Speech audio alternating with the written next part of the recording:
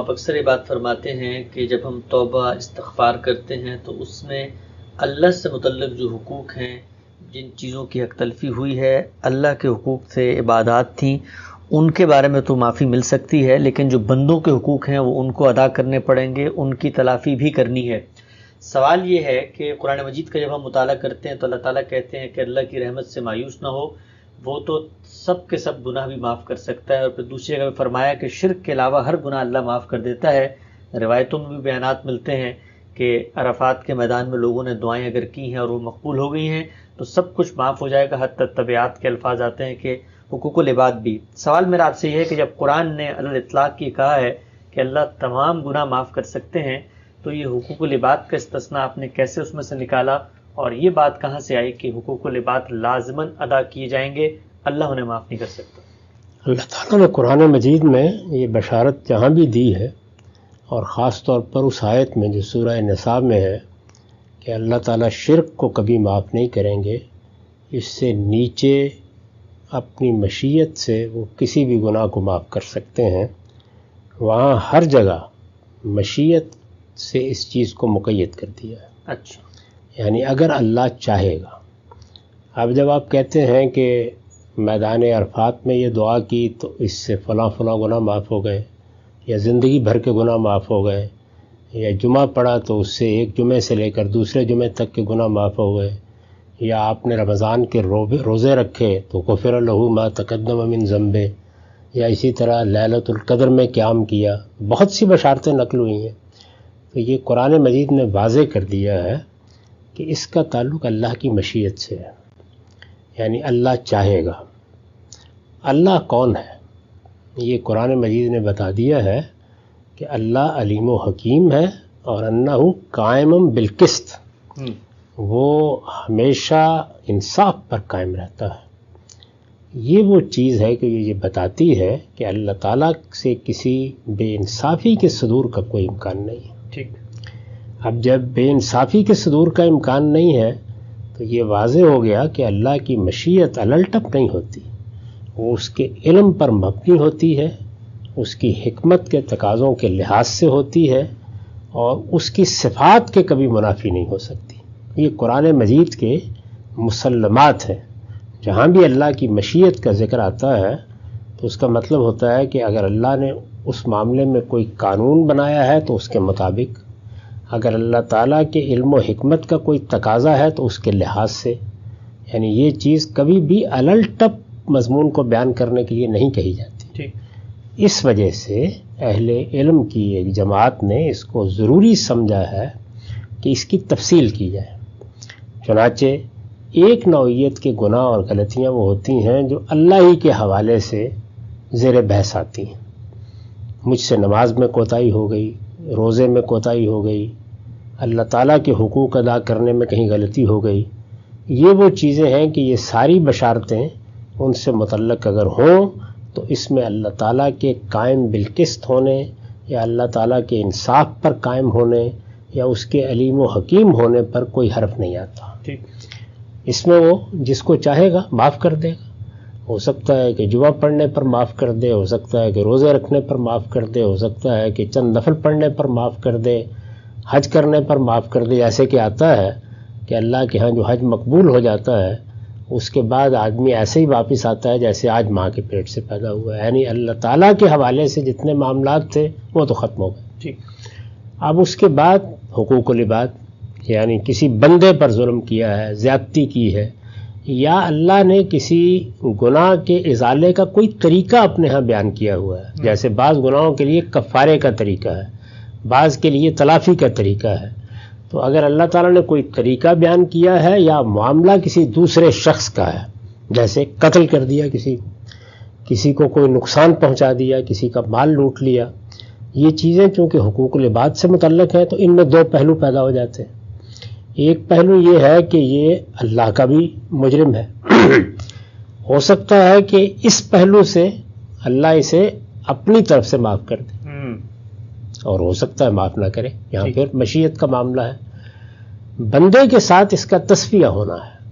یعنی اگر یہاں معافی نہیں مانگی، توبہ نہیں کی، رجوع نہیں کیا، یہاں پر تلافی کی جو صورتیں موجود تھیں وہ اختیار نہیں کی، ازالہ نہیں کیا، تو پھر قیامت میں تصفیہ ہوگا۔ یہ جو قرآن مجید میں آتا ہے کہ میرے بندے رحمت سے مایوس نہ ہوں، وہ آئیں میں ان کی توبہ قبول کرتا ہوں، تو توبہ اپنے شرائط کے ساتھ قبول ہوگی نا، اللہ اپنے علم و حکمت کے مطابق قبول کرے گا۔ یہ تو نہیں ہو سکتا کہ آپ کہیں کہ میں نے فلاں کا پلاٹ قبضے میں لیا ہوا ہے، وہ تو میں چھوڑوں گا نہیں، ویسے میں توبہ کر رہا ہوں۔ میں نے فلاں کا مال لوٹا ہوا ہے، وہ تو بہرحال میرے پاس ہی رہے گا، لیکن میں توبہ کر رہا ہوں۔ تو توبہ کا مطلب یہ ہے کہ آپ نے اس گناہ کو چھوڑ دیا،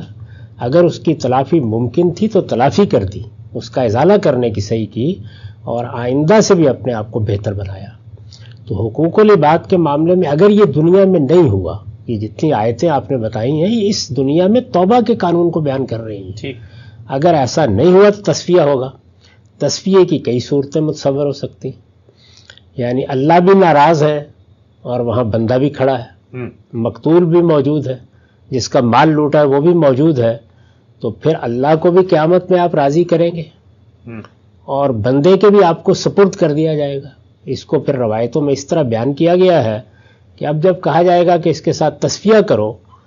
تو پھر اس پر ہے نا، وہ کیا کرتا ہے، وہ معاف کر دیتا ہے، اچھی بات۔ وہ نہیں معاف کرتا تو فرمایا ہے کہ پھر نیکیاں دینی پڑیں گی اور برائیاں لینی پڑیں گی۔ لین دین تو وہاں روپے پیسے کا نہیں ہو سکتا، بڑی خطرناک صورتحال پیدا ہو گئی، یعنی آپ بالکل تہی دامن ہو سکتے ہیں، جو کچھ آپ کے پاس دنیا میں اثاثہ تھا وہ بھی اس کے سپرد ہو گیا، اور اس کے لیے اللہ نے خیر پیدا کر دی اس کے نتیجے میں۔ ایک صورت یہ بھی ہو سکتی ہے کہ انسان کے مجموعی رویے سے اللہ بہت خوش ہو گئے اور اتنے خوش ہیں کہ اللہ نے بھی معاف کر دیا، اور وہاں اللہ تعالیٰ نے اس بندے سے بھی سفارش کر دی کہ تم بھی معاف کر دو، یا اس بندے کو بشارت دے دی کہ اگر تم اس کو معاف کر دیتے ہو، یہ میرا بندہ ہے، اس نے غلطی کی تھی، یہ وہاں اصلاح نہیں کر سکا، لیکن اس کا مجموعی رویہ بہت اچھا رہا اور یہ اس کا مستحق ہے کہ اس کو رحمت سے نوازا جائے، تو میں تمہیں اس کے صلے میں یہ اور یہ دوں گا، ممکن ہے وہ راضی ہو جائے، لیکن یہ سب کچھ اس کے راضی ہونے پر ہونا ہے۔ تو اس لیے اس بات کی بار بار ضرورت ہوتی ہے کہ لوگوں کو بتایا جائے کہ حقوق العباد کا معاملہ انصاف کا تقاضا کرتا ہے، اور اللہ کبھی بے انصافی نہیں کرے گا، وہ قائم بالقسط ہے، اس لیے حقوق العباد کو اس سے متعلق مت سمجھو۔ یہ جو عموم کا انداز ہوتا ہے تو ہر عموم کسی قید، کسی شرط کے ساتھ ہوتا ہے، اصولوں پر مبنی ہوتا ہے، اور یہاں یہ مشیت کے ساتھ مقید ہے یہ عموم، اور جب یہ مشیت کے ساتھ مقید ہے تو یہ مشیت کس کی ہے؟ علیم و حکیم ہستی کی ہے، وہ جو قائم بالقسط ہے۔ اس کی بنیاد پر یہ بات کہی جاتی ہے، اس کے دلائل سامنے رکھنے چاہیے۔ البتہ کوئی شخص اگر اس میں اختلاف رکھتا ہے تو علمی معاملات میں اختلاف کو بیان کرنے کا طریقہ یہی ہوتا ہے کہ آپ اپنی رائے دلائل سے بیان کر دیں، سمجھ میں آ جائے گی، لوگ قبول کر لیں گے۔ اس بنیاد کے اوپر اختلافی معاملات میں کوئی شدید رویہ نہیں اختیار کرنا چاہیے۔ ٹھیک ہے، ہم سے بات بہت واضح ہوئی۔ ایک ضمنی پہلو میں چاہتا ہوں اس کو بھی ذرا واضح فرمائیے گا۔ حقوق العباد تلف ہوئے ہیں کسی شخص سے، لیکن اب ازالے کی کوئی صورت ممکن نہیں ہے، مثلا اس نے کسی کا مال لیا تھا، اب وہ کھا گیا ہے، خود اس کے پاس ادا کرنے کے لیے نہیں ہے، یا جس بندے سے جا کے معافی مانگنی تھی غلط رویے پہ وہی رخصت ہو چکا ہے، تو یہاں پر بھی شریعت کا وہ اصول کہ لا یکلف اللہ نفسا الا وسعہا، کہ اب تو اس کی قدرت ہی میں ایک چیز نہیں رہی کہ وہ تلافی کر سکے، تو یہ بھی کوئی عذر بن سکتا ہے کیونکہ اب تو تلافی کا کوئی امکان ہی نہیں باقی۔ دو بنیادی اصول ہیں، وہ بھی قرآن مجید نے واضح کر دیے ہیں، وہ یہ کہ عبادات کے معاملے میں اگر کوئی مشکل پیش آ جائے تو اللہ نے رخصت کا طریقہ اختیار کیا ہے، یعنی مشکل پیش آ گئی، مشقت پیش آ گئی، جیسے آپ کو